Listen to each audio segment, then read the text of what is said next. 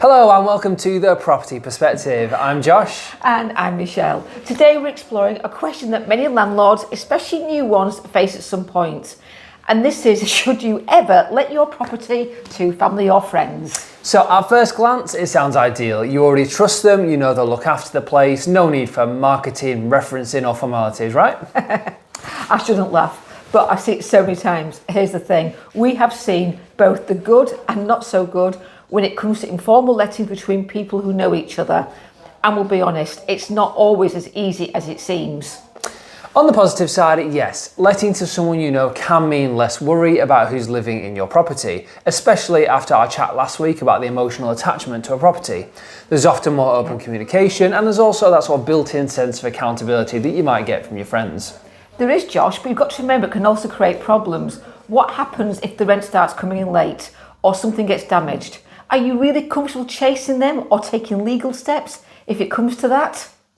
So we've worked with landlords who have let to family on a handshake, only to run into trouble when expectations weren't clear. No deposits taken, there's no inventory, there's no proper tenancy agreement. And guess what? When things went wrong, there was very little protection, especially in the eyes of the law.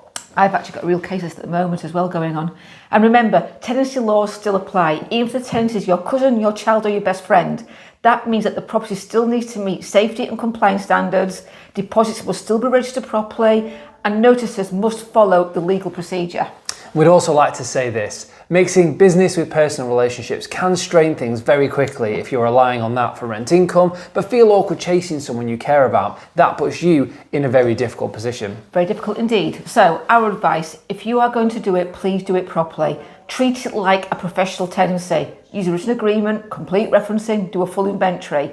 Even better, consider using a letting agent to act as the buffer between the two of you. It does help preserve the relationship while ensuring everything is done legally and fairly. That's it, because the last thing you want is to fall out over broken blinds, missed rent or damp in the bathroom.